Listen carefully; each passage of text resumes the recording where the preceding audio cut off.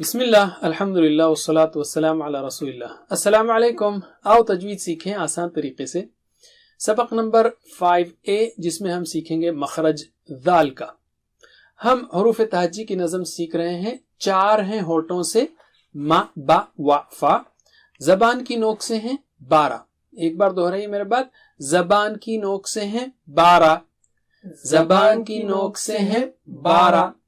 ہم نے اس میں تا سیکھ لیا۔ تا کیسے کہیں گے ہم؟ زبان کی نوک کو اوپر کے دانتوں سے لگانا ہے، تا، رائٹ، زیادہ باہر نہیں نکالنا ہے۔ ویسے تا، ذا اور وا تینوں کا مخرج وہی ہے، یعنی زبان کی نوک، لیکن فرق کیا ہے آواز میں؟ دیکھیے، تا کہیں گے تا، اور یہ ذا ذا ذا۔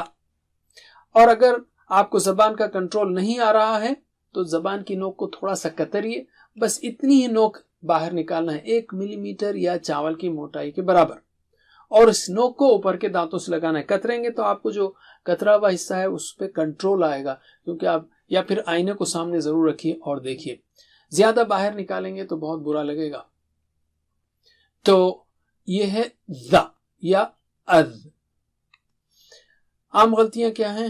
اس کو زا کی طرح نہیں پڑھنا ہے، یہ زا نہیں ہے، یہ ذا ہے۔ تو میرے بات دہرائیے 3 بار، اذ اذ اذ اذ، ذا وی ذو، ذا وی ذو، ذا وی ذو، ذا وی ذو، ذن ذن ذن، ذن ذن ذن، ذن ذن ذن، ذن ذن ذن۔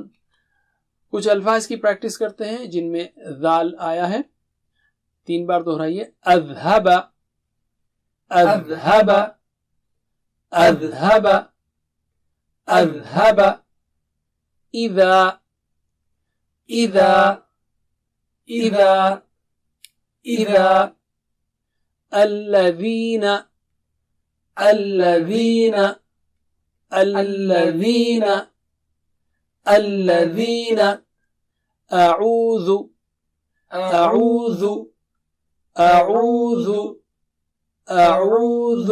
اس میں کہیں بھی آپ زا کہیں گے تو معنی الٹ پلٹ ہو جائے گا، اذهب، ایذا، الذین، اعوذ، یہ سب غلط ہے۔